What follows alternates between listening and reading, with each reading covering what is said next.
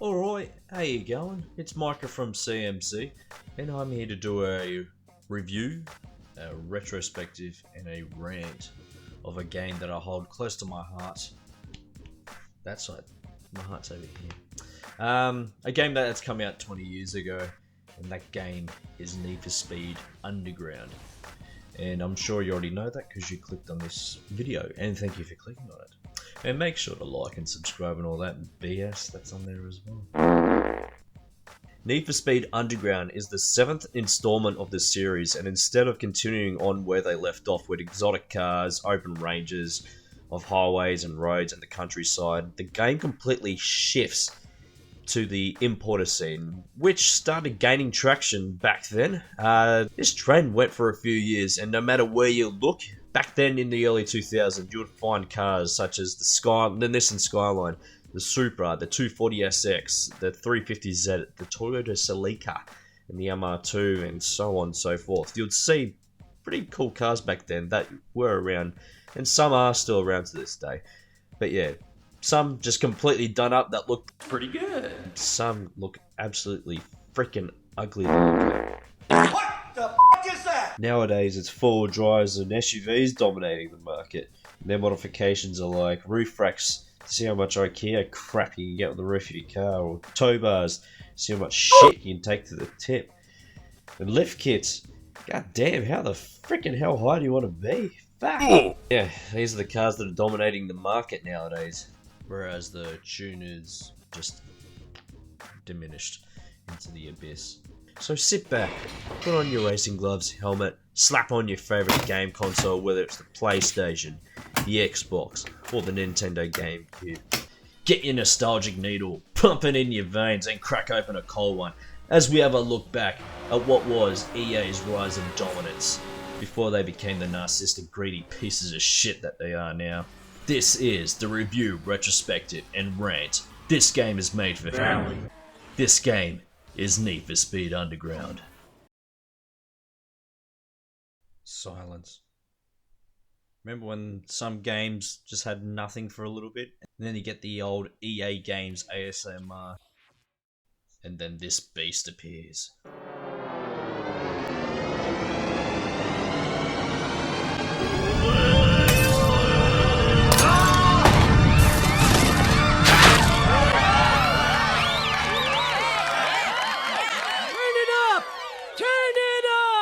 So as the game starts, you get a bit of a notification of what to expect. Don't speed. If you're going to do some speeding, make sure to do it on the streets. On the PC version, you'll get a little message from a stunt driver and a racing car driver telling you, you know, slow the hell down. Don't speed. If you're going to speed, do it on the track and wear a seatbelt. Simple as that. Enjoy. But anyway, the game boots up and you see the Mitsubishi Eclipse slowly being modified on the inside, performance parts being upgraded, you see the engine, you see all that type of shiznick, the car's slowly getting modified, side skirts, front bumpers, rear tail lights, you're getting the decals. It gives you a decent idea of what's expected to come, and then you start hearing this banger by BT. And then in the rear vision mirror, you see the 46 Toyota Supra. They're fighting through the traffic, they're dodging traffic. She turns up the volume of the doof system. They're fighting down the straight, they're roaring. She gets more upgrades on the car, she changes gears, she gets faster and faster. She's just too quick for the Toyota Supras. They're dodging through the traffic. Oh my god, this is Skid's race. She does a power slide to the right, and you can see the Toyota Supra just behind now. She's overtaking. This is absolute rolling racing. She increases the speed by putting her foot down to the floor. Holy shiznick, this is some incredible racing. Oh my god, there's something up here. The nitro system's engaged. She engages it. She gets the top speed. She's going absolutely ballistic. She jumps over the bloody overpass bridge, whatever the frickin' hell you call it, and then she crashes and spins out of control, and that's it. That's the end of the game. Thanks for watching, guys. Hope you enjoyed. See you next time. Ciao. And then this happens.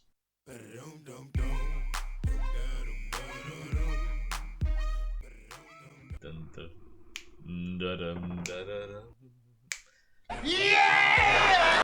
I can guarantee anyone that hears this song will instantly get a flashback to Need for Speed Underground, because this is the opening song, pretty much the theme song of the game. So no matter how many times you turn that game on, that is the first song you'll hear. Little John and the East Side Boys, Get Low.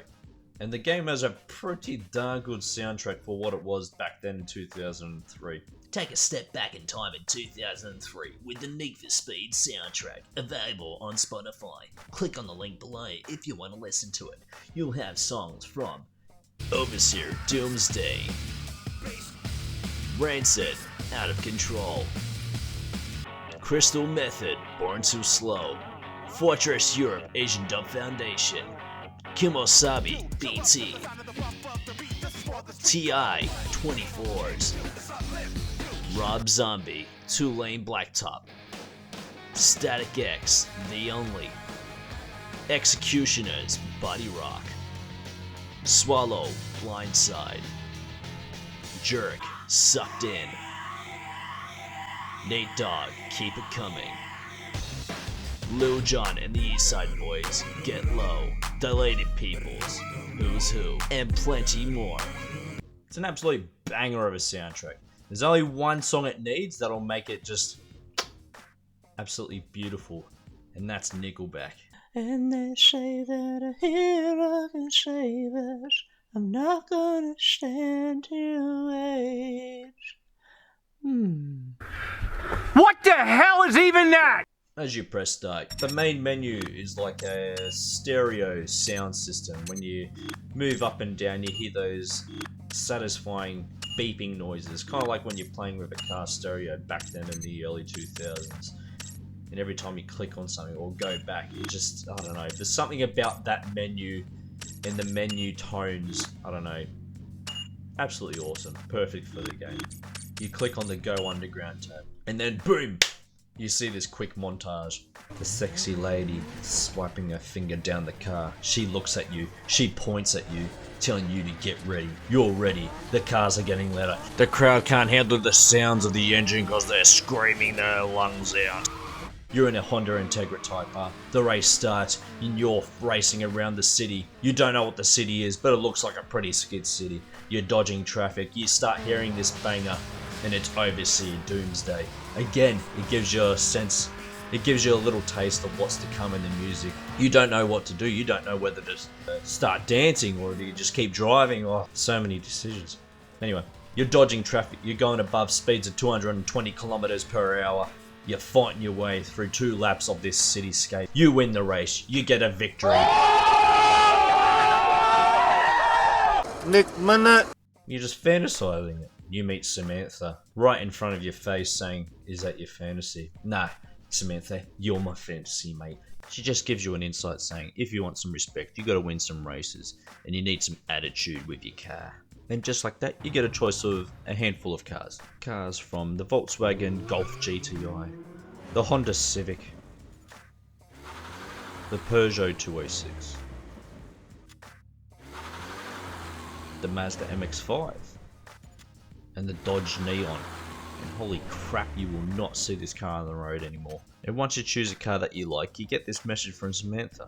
Ouch, that is seriously weak, dude. Oh, come on, man. I just chose the car, man. Bloody hell, give me a break. So after Samantha's torn you a new arsehole, you mind your own business. And then you see her. Hey, loser. Whoa, what? Alright, check it. So Samantha's like full on jealous that I've got the hots for this blonde chick, and now there's just like a massive love triangle over me. Like, ugh, what do I do? Oh my god. You want to be the best? You gotta take these boys down. If you lose, you're gone. Got it? Good. Now move it. Now, there's something a little bit odd with this clip. It feels like I'm down on my knees simping to her. I don't know if it's just me. Either way, I'm down on my knees. She's telling me what to do, and I'm gonna do it. Now move it. Okay. So from what I gather, the game is set in modern times, which is 2003, and you're playing yourself. You're playing as yourself, sorry. And you're racing in this city called Olympic City in America. I'm guessing it is American. The game is telling you to win as many races as possible, climb up the leaderboard, beat Eddie, whoever the hell he is, because you don't even meet him, get the girl of your dreams, and start producing a family. Seems simple enough. Let's do it. Come here to find the latest races. The race map will show you where all the action is. But as you click onto the race map, you get a little brief of what's happening. So you got your circuits.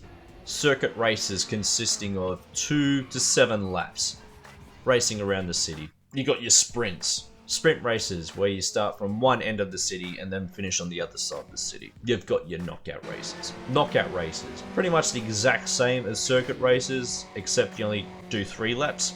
And after each lap, whoever's in last position gets the punt, gets knocked out. See you later. You got your drags. Drag races where you have to rely on your reflexes. You have to pinpoint each rev, you have to pinpoint each gear change. If you short shift, if you over rev, that's it, your race is done. Simple as that. At the same time, you have to dodge through traffic and get every perfect shift as you can. But don't over rev, or no, or you'll blow your engine. In drag races especially, you'll be totaling the car like there's no tomorrow. In drag races also, if you do crash into vehicles, that's it. The race is over. You have to retry. There's no, I guess, penalty. You don't have to pay for damages or anything like that. It's quite forgiving. So if you do crash, yeah, you just restart the race and go again. But I can guarantee you'll be seeing a lot of this. And this. And this. And this. And this. Oh yeah, and this. Ah, there you go. How about... Oh wait, no, wrong one.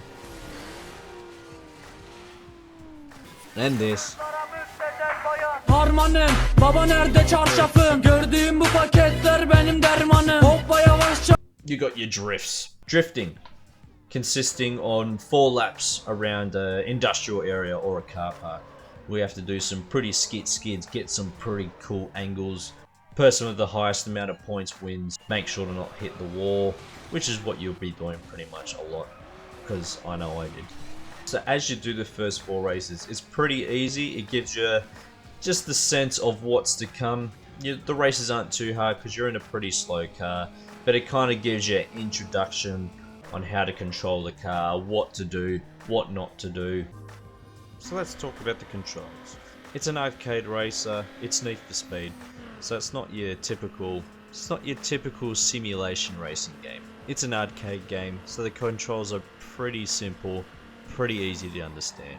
It also does give you the choice of going to manual or automatic, and stability control on and off. I did do a few races with manual on, but after a while I just went, why bother? It's an arcade racer, it's not realistic. How dare you! I'm just here to have fun. So kept it on automatic, kept the stability control on, and the game was much more enjoyable with those features left on rather than off or in manual, unless you're in drags. In drags, it stays in manual. You can't change that shit. Once you start building up some money in your bank, you can spend it on your car. Going into the customization menu, you can choose from visuals. With visuals, you get to choose particular parts that you can upgrade on your car, such as the front bumper, the rear bumper, the spoiler, roof scoops, side skirts, wheels, headlights, tail lights, window tints, neon lights. Yeah, boy. A vast range of colours. Decals, branding decals, vinyls, just to make your car just that little bit unique from everyone else. You also have performance upgrades, ranging from the engine, suspension, ECU, brakes, weight reduction, and nitros, just to name a bloody few. But at the beginning of the game, you don't have a wide range of body kits to choose from. It only gives you a little taste of what you can get. But as the game progresses, you start getting more body kits and you start getting a more variety of what you can choose throughout the game. But right now, at the beginning, yeah, you don't have much to play with. But still, you get to customize your car, you get to choose what you want on the car, you get to make the car how you want it to look like. On the bottom right hand corner of the screen, you'll see 5 stars which contribute to your reputation. So the more stars you have, the more reputation you get from your races. When you race, you'll have style points, and you'll get style points from near misses, drifting, clean laps, and so on and so forth. If you want to get lots of style points, you get those from drifting. After a while into the game, you get little time trials from Samantha and this other random dude. I can't remember his name for the life of me, but they test your driving skills to see if you can beat their times that they quote, I guess. Each difficulty has different times. The harder the time to beat, the harder your chances are of getting the body part. The easier the time, the easier it is to get the body part. There's not really much of a difficulty spike in this because you don't really get much money out of it. It only ranges from, I think, $50 to 150, so it's not really a lot. And if you beat their times, you get a little prezzy from them. You get a little present from them, either a body kit or a performance part. But wait! There's more! Also, as you progress through the game, you get new cars that come through the gate. Cars ranging from the Mitsubishi Eclipse, the Toyota Celica, the Mazda RX-7, the Ford Focus, the Subaru Impreza, not the WRX, I must stress, just the Subaru Impreza, Mitsubishi Lancer, not an Evolution, just the Lancer, the Hyundai Coupe, the Nissan Sentra Type R, not the basic Sentra, just the Nissan Sentra Type R, unlike the Subaru WRX or the Mitsubishi Lancer Evo. The Nissan 240SX, the Toyota Supra, the Acura ASX, the Honda Integra Type R, the Nissan 350Z, the Honda S2000, the Nissan Skyline GTR. Oh, puppy mignon. You also get to trade in your car. Each time you upgrade the car, whatever parts you have purchased pretty much gets transferred to the next car that you get into. So you can change your body kits and all that, and whatever parts you've already unlocked or purchased, yeah, will be on that new car that you've traded in for. But with each car have their own stats. So for example, one car may be really quick, but really crap at handling. But the other car can be really good at handling, but really crap at top speed. Alright, now let's talk about the difficulty of the game. This is when it becomes extremely controversial. So you got 3 difficulties ranging from easy, medium, and hard, of course. Easy, making the game easier for you, but it comes at a cost. As you win races, you don't get as much money given to you, or credits, whatever you want to call it. If you're on medium, the difficulty starts to increase a little bit and you get a little bit of money. If you do it on hard, you get a little bit more money. Rubber banding, if you're not sure what rubber banding is, you can't get away from the opponents. So they'll stay within a 5-second range of the car. No matter how quick your car is, how good your driving is, the cars will stay behind you within 5 seconds. Could be 4 seconds, could be 3 seconds, could be 2 seconds. Either way, rubber banding is a thing in this game. Now, if you're behind and you crash, you've got no bloody chance of catching up to them. So as soon as you see, I don't know, a 5-second gap, your chances are quite low of winning that race, no matter what difficulty you're on. From what I've noticed during the gameplay as well, the first 60 races, there's 118 races in total, I'm pretty sure. Correction, there's 112. And after the 60th race, the game completely just goes absolutely mental with the difficulty. The difficulty just gets increased to 110%, no matter what difficulty you're on. You could be doing easy, medium, or hard, and the game just becomes simply frustrating and hard. I don't know why. It's incredible how hard it gets after race 60. In my experience of playing the game, after race 60, the game just gets stupid hard. After probably race 90, the game completely goes into overdrive. All of your cars are completely done up, they're all tuned out, they're all got their high-end specs and performance parts and whatnot. And same with the opposition.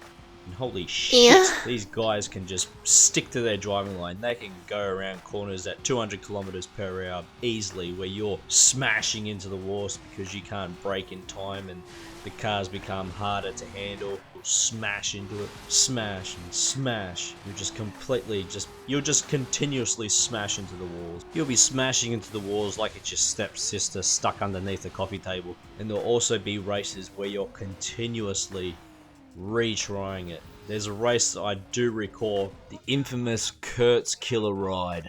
I retried that bastard of a race at least 10 freaking times. Got completely frustrated with it, and then decreased the difficulty to easy, and it was still stupid hard. And to make it worse, it's a freaking endurance race, 6 laps, so probably at least just under 10 minutes. You could be leading the whole bloody race, but on the last corner or on the last lap, something will just ruin your race.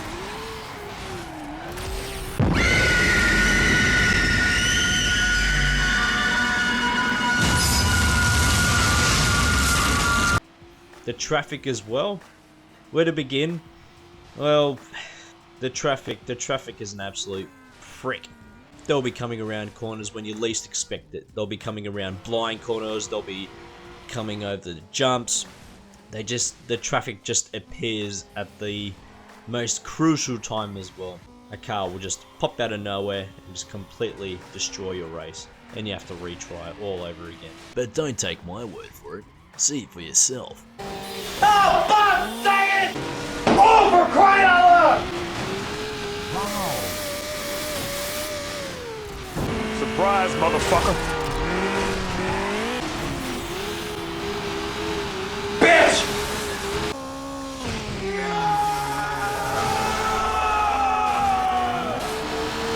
Helicopter, helicopter! Either way, the traffic sucks. Other little things in the game that I hold dearly to it. It's not a big thing, it doesn't do anything to the game, but it's just the front covers. You get to put your pride and joy onto the front cover of famous magazines back in the day.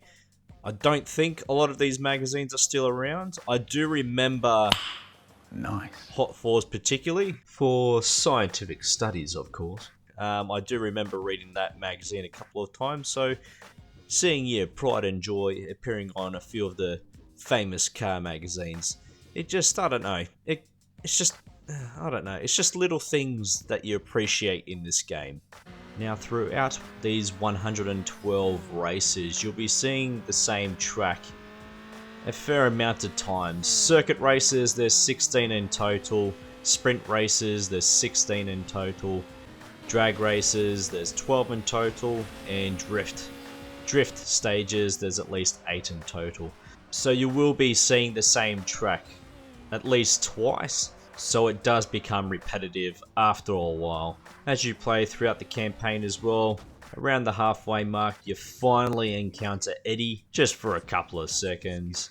He just criticizes you, thinks you're a shit driver, but nah, you're gonna prove him wrong later. Nearing the end of the game, he wants you to race against one of your lovers, which is Samantha, and she gets the shits with you. Trusted you, and now you want to take me on? Well, see you at the street, punk.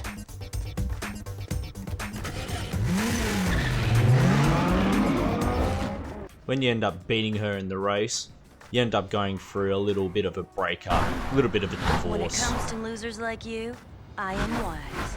I am Buddha. Get lost.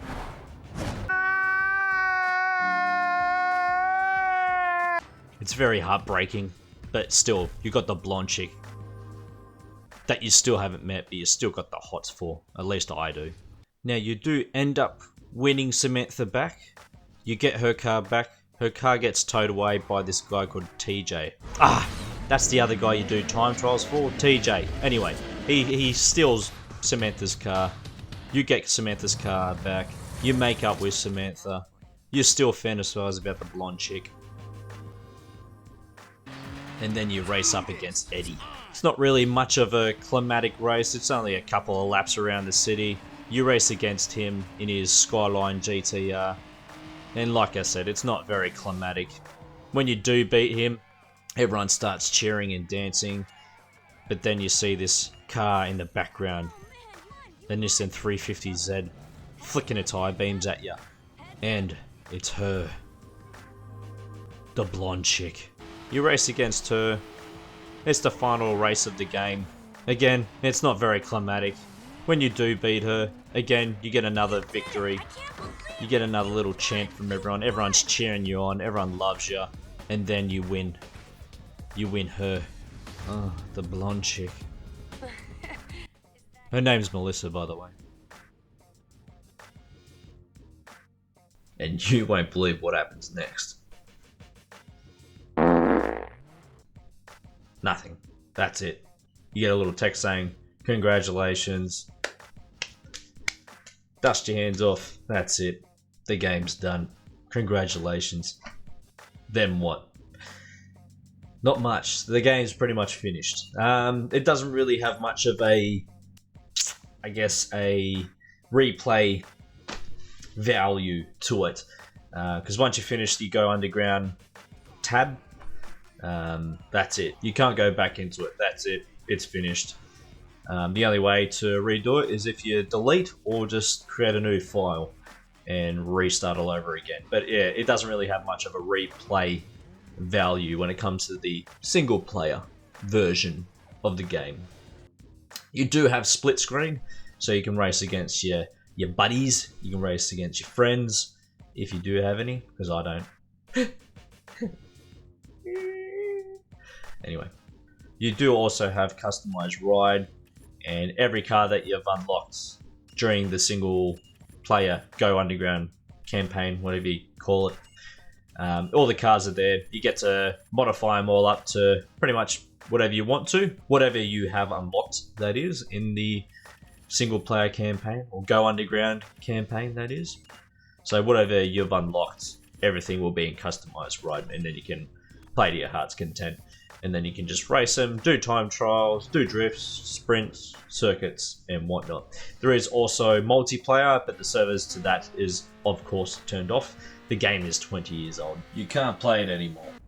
Why isn't it possible? It's just not. Why not, you stupid bastard?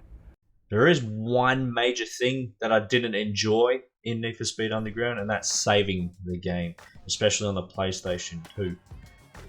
Each time you finish a race and save it, because it auto saves as well, you'll be sitting through at least a good 10 to 15 seconds of saving after every race. That's probably my biggest complaint of the game.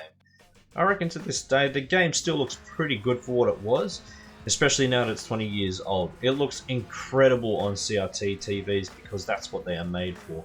Not so good on your flat screen TVs, as you can see on this video. Yeah, you may still see games similar to it now, but I don't know. It was a trend back then, and just like trends or fads, they come and go. And unfortunately, the import tuner scene, it only appeals to only so few people nowadays. But you never know, in 10 years' time, it may become popular again, but with electric cars. God, please, no! No! No! No! Your Teslas. Oof. Yeah. Anyway, also the racing games aren't what they used to be either. Today you have microtransactions forced down your throat, you have to be online 24/7, endless glitches, endless updates frequently as the games are complete or tested before they're released. Thanks to modern gaming. This game does not need any of that. The game works. Shove it into your console, whether it's the PlayStation 2, the Xbox or the GameCube. The game still works. Shove it in. It's just good to go. Especially with the announcement not long ago that the gaming industry is failing to preserve classic games. So all I can say is cherish. Cherish your games. Some of you out there may be saying, whatever, it's just a game. Don't you ever say that. Stay here. Stay as long as you can. For the love of God, cherish it. Jennifer, why don't you try reading out loud for a minute, okay? Gotta cherish it. You may not play this game for another 10 years, but if you do play it in 10 years' time, the game will still work. Unlike Need for Speed Unbound, that game will completely be shut down in 10 years time. I can guarantee that. I don't know if the game runs on servers. I don't know if you have to be online 24/7, but yeah, I don't think that game will hold up in 10 years time. Now, what would I give Need for Speed Underground a total score? Out of 10, I'll give it an 8. I enjoy it, still enjoy it. It's 20 years old and I still love it. But other than that, thank you for watching. I appreciate it. And I'll hopefully see you again. Other than that, that's me signing off. Have a good one. Bye.